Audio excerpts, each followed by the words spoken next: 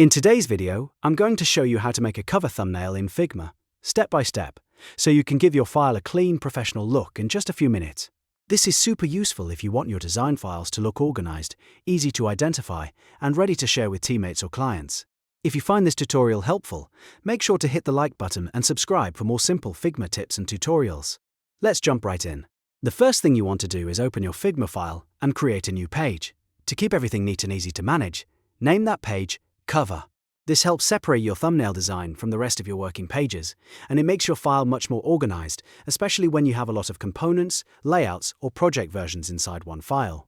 Once your cover page is ready, press F on your keyboard to create a frame.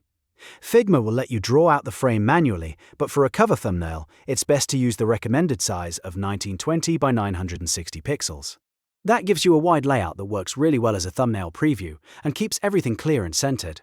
After drawing the frame, you can start building your cover design inside it. Now comes the fun part. Add text, colors, and any visual elements you want to make your cover stand out.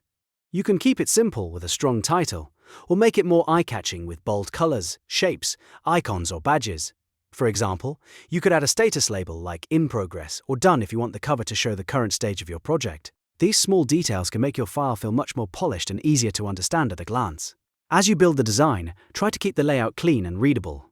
Remember, this is going to be seen as a thumbnail preview, so the most important information should be easy to spot quickly. Use strong contrast, clear typography, and a layout that reflects the style of the file or project. If your file is for a presentation, a landing page, or a design system, your cover should match that theme so it feels consistent. After you've finished designing the cover, the next step is to select the entire parent frame in the Layers panel. This is important because Figma needs to know exactly which frame should be used as the thumbnail.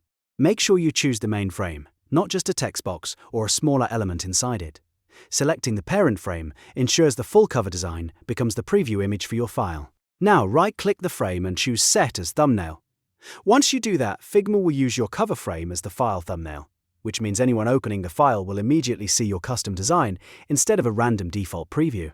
This is the final step, and it's what makes your file look much more professional and organized. And that's it. You now know how to make a cover thumbnail in Figma the easy way. It only takes a few simple steps. Create a cover page, build a frame at the right size, design your thumbnail, and set the parent frame as the thumbnail. If this video helped you out, please hit like, subscribe, and turn on notifications so you don't miss the next Figma tutorial. Thanks for watching, and I'll see you in the next one.